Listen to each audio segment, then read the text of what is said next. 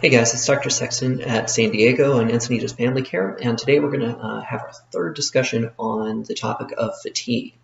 Now, our last one was discussing the medical workup that you might go through if you've been having problems with fatigue, and hopefully you've made it through that and found out that you did not have any serious medical issues that were contributing to it.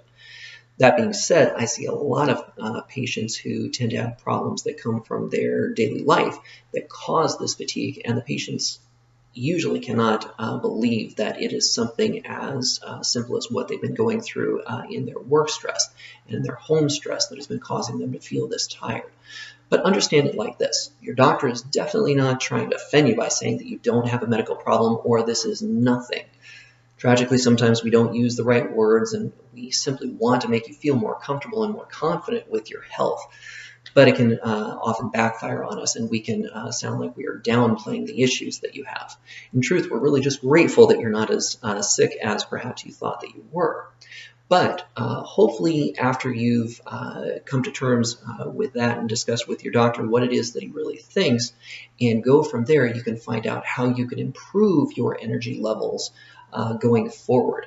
The way that I like to discuss energy levels with my patients is to think about it kind of like an energy reservoir system. The place that you feel is right at the surface of that reservoir. And you had been sitting at the top of that reservoir all of your life. It had been floating. You were able to see the surface, and everything looked great there for so long.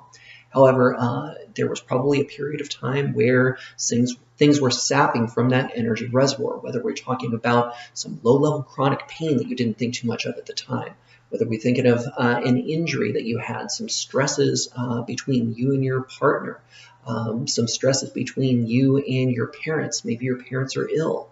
Any of these kinds of things. Some work stress. Oh my goodness, that one I hear more than anything. These kinds of things tend to detract from your amount of energy and do so at such a slow pace that you don't even notice that you've lost that energy until you find yourself down at the bottom of this reservoir, sinking and falling asleep in the middle of your work day. So take a look at those kinds of things and see, is it possible that you've been having things sapping from your energy reservoir? If that's the case, then we can start to turn this around. Realize that. See if you can identify what things have been sapping from your energy reservoir to the greatest extent, and see if you can modify those, whether talking to your therapist or talking to a family member and seeing if you guys can work things out. That might be a great way to make it so that you stop draining this reservoir of energy so that you can keep that for your own need.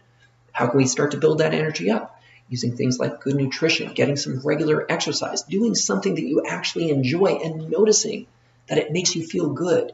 If you get that kind of inspiration, if you get that kind of excitement, that gives you the motivation and energy to go on to tomorrow. And you can then start to build and build and build upon that and fill that reservoir with exactly the kind of energy that it needs. I hope it works for you.